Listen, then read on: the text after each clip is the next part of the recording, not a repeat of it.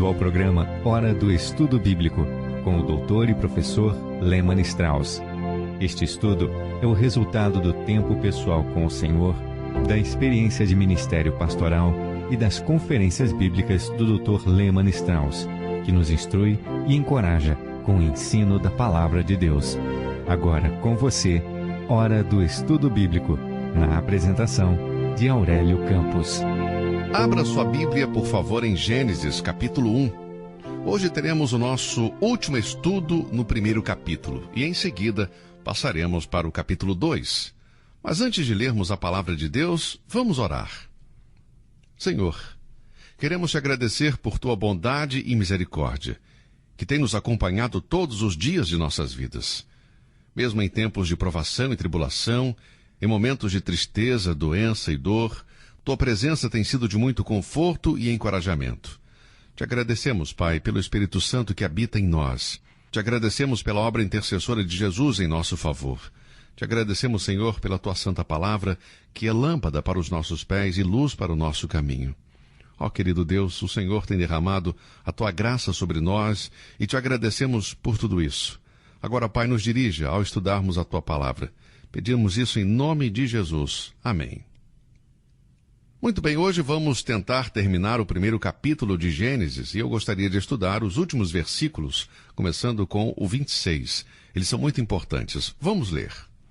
E disse Deus, façamos o homem à nossa imagem, conforme a nossa semelhança, e domine sobre os peixes do mar, e sobre as aves do céu, e sobre o gado, e sobre toda a terra, e sobre todo réptil que se move sobre a terra. E criou Deus o homem à sua imagem, a imagem de Deus o criou. Homem e mulher os criou, e Deus os abençoou, e Deus lhes disse, frutificai-vos e multiplicai-vos, e enchei a terra, e sujeitai-a, e dominai sobre os peixes do mar, e sobre as aves dos céus, e sobre todo animal que se move sobre a terra. O que temos aqui no versículo 26 é a primeira declaração sobre a criação do homem. Você deve se lembrar que a palavra criou aparece 3 vezes no capítulo 1. Esta é a tradução da palavra hebraica bara. Deus criou os céus e a terra, isto é, o universo físico, a matéria. Depois, no versículo 21, o texto diz, Deus criou as grandes baleias e todo réptil de alma vivente que as águas abundantemente produziram conforme as suas espécies, e toda ave de asas conforme a sua espécie. Depois ele criou toda a vida animal. Esta é a segunda vez em que aparece a palavra criou. Agora, como mencionei antes e que vou fazê-lo novamente, o que temos no versículo 21 não é resultado da evolução a partir do que foi criado no versículo 1. São 2 atos separados para a criação. A terceira ocorrência desta palavra está no versículo 27. Moisés disse, e criou Deus o homem à sua imagem, a imagem de Deus os criou. Esta é a terceira e última vez que a palavra criou aparece no capítulo 1. Portanto, o versículo 27 mostra que o homem não evoluiu de nenhum animal. Ele foi criado em uma ocasião distinta, específica. Agora Deus vai mostrar detalhes sobre a criação do homem. E existe uma razão para isso. Veja, o homem é, sem dúvida, o clímax da criação de Deus. Quando Deus criou o homem, criou esse ser que teria domínio sobre a terra e sobre os seres vivos. Em outras palavras, ele deveria controlar a terra. Deus confiou a terra ao homem, a sua maior criação. E Deus criou o homem, versículo 27. Agora observe o que diz o versículo 26. Façamos o homem à nossa imagem. O que ele quer dizer com isto? Bem, na minha opinião, esta é uma referência, uma alusão à Trindade. Eu estou ciente de que alguns não veem assim e dizem que a Trindade não aparece aqui. Bem, a palavra Trindade não aparece na Bíblia. Existem vários termos que usamos e não se encontram na Bíblia.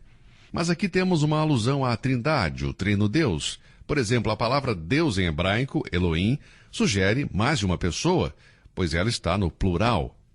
O versículo 1 poderia ser lido assim, no início o Trino Deus criou os céus e a terra. A doutrina do Novo Testamento da Trindade, diria eu, é mencionada aqui no primeiro capítulo da Bíblia.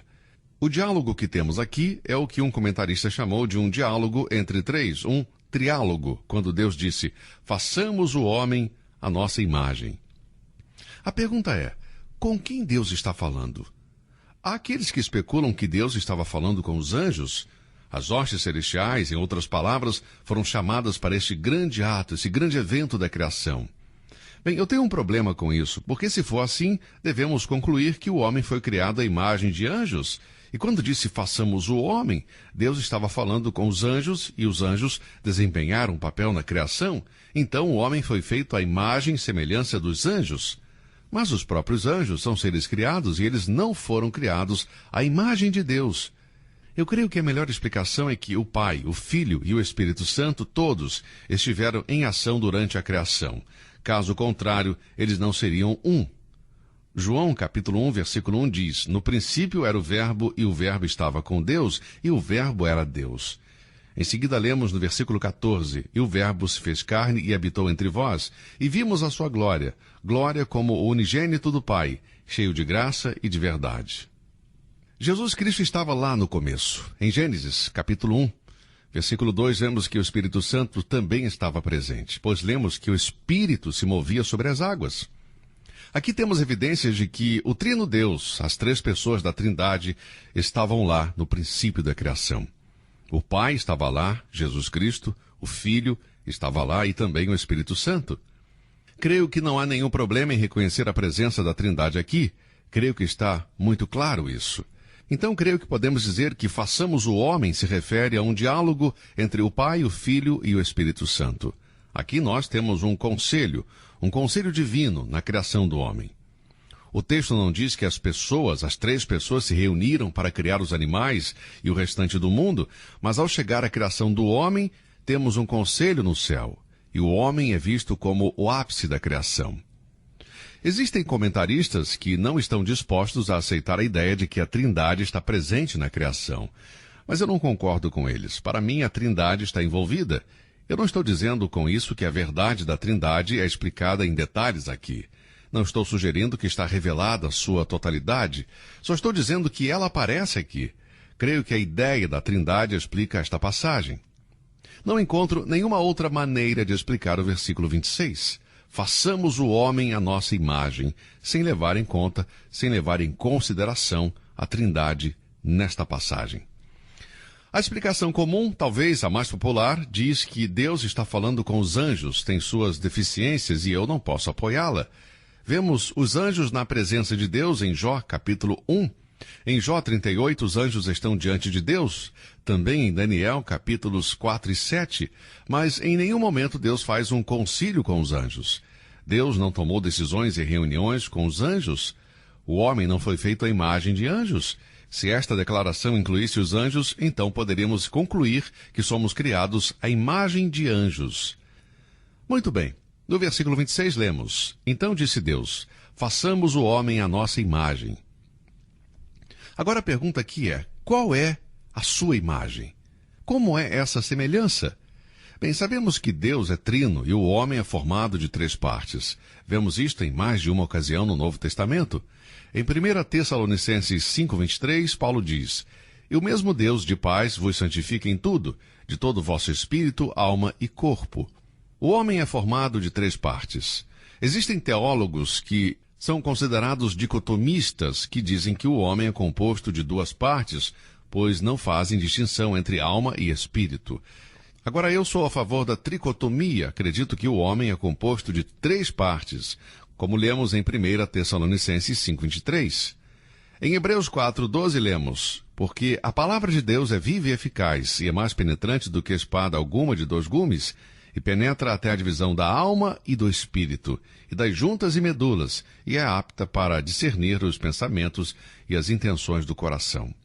Aqui temos alma, espírito e corpo, por isso, a distinção é clara, o homem é composto de três partes, mas isso não me satisfaz completamente quando me pergunto qual é a imagem e semelhança de Deus. Bem, um ser pessoal tem alguns atributos essenciais que o caracterizam como tal. Intelecto, emoção e vontade. E Deus tem todos os três. Deus tem intelecto, ele pensa. Deus tem emoção, ele pode se alegrar ou se entristecer. Podemos entristecer o Espírito Santo. Deus também tem, é claro, o poder de decidir, de escolher, tem vontade própria. O homem possui todos os três. O homem tem o poder de pensar, tem o intelecto, Ele tem também as emoções, pode amar, odiar, rir, chorar, e o homem pode tomar decisões, pode determinar certas coisas. Creio que é isso que o torna único. Creio que é isso que Deus quis dizer quando diz que o homem foi feito à sua imagem e semelhança. Os animais têm alma e têm corpo, mas não têm um espírito. O animal tem emoções. Um cão pode estar muito feliz ou pode morder, mas o animal não tem um espírito. Por isso, o homem é a coroa, o clímax da criação. O homem foi criado à imagem e semelhança de Deus. Versículo 26. Então disse Deus: façamos o homem à nossa imagem, conforme a nossa semelhança. Em seguida, o versículo 27 diz: e criou Deus o homem à sua imagem, a imagem de Deus o criou, homem e mulher os criou. E Deus os abençoou e lhes disse: frutificai-vos e multiplicai-vos, e enchei a terra, e sujeitai-a. Vamos ver este versículo por um momento. Deus criou o homem e a mulher. Quando chegarmos ao capítulo 2, veremos como ele fez isto.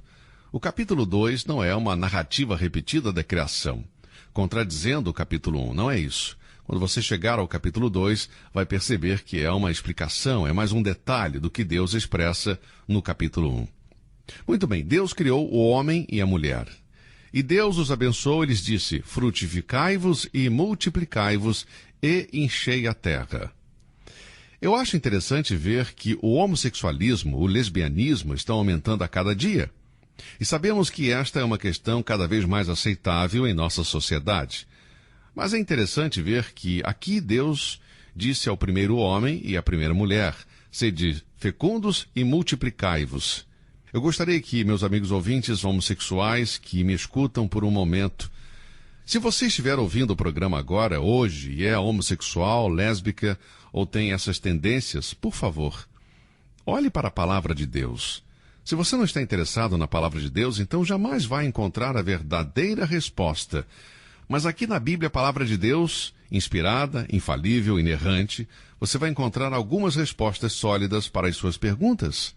Quando Deus criou os dois primeiros seres humanos, ele criou um homem e uma mulher, e ajuntou e disse: sede fecundos e multiplicai-vos, enchei a terra.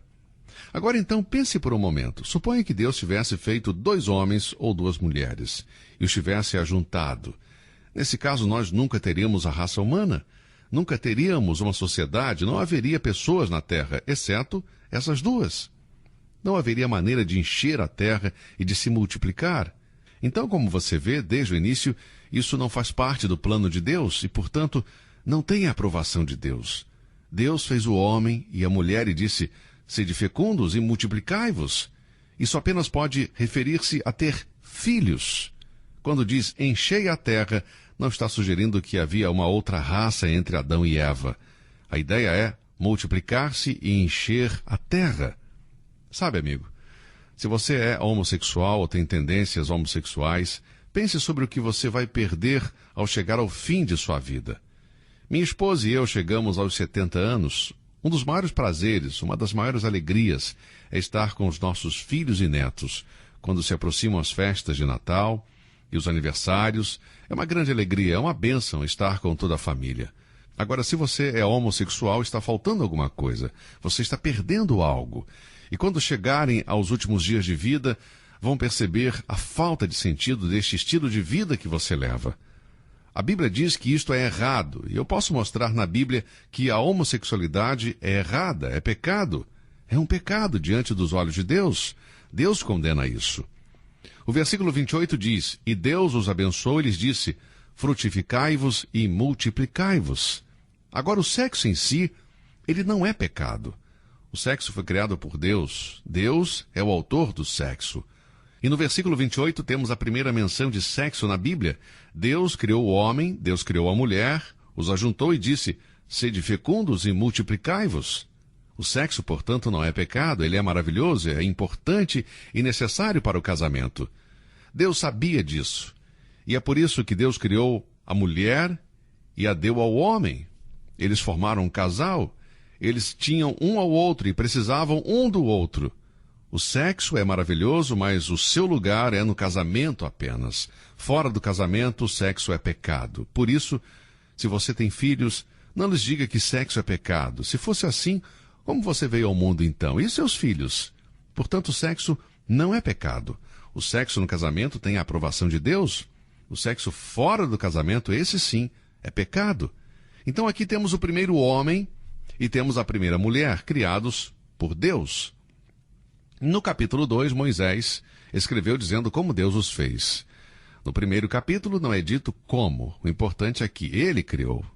E Deus os abençoou e lhes disse: frutificai-vos e multiplicai-vos, enchei a terra e sujeitai-a. Deus criou o homem primeiramente para se reproduzirem. Isso para mim é uma verdade gloriosa e não deve ser encarado como algo sujo, como que se faz disto ultimamente. Há tanta sujeira, imundície e pornografia nos meios de comunicação, nos livros e até em novelas. Está cada vez pior. Produzem cenas feias, imorais e sujas e chamam de arte. Deus não criou o homem e a mulher para esse tipo de lixo. A vida sexual de Adão e Eva era algo maravilhoso, algo significativo, algo necessário em suas vidas. Deus está ordenando o homem encher a terra. E como? Reproduzindo-se. Em seguida ele diz, sujeitai-a. Creio que esta é a base da aprendizagem. É por isso que temos avanços científicos, é por isso que o homem explora. É certo e apropriado que façamos isso. Pense em todas as invenções criadas e que não existiam há 150 anos. A eletricidade, os trens, automóveis, aviões, telefones, televisão, internet. São tantas inovações modernas.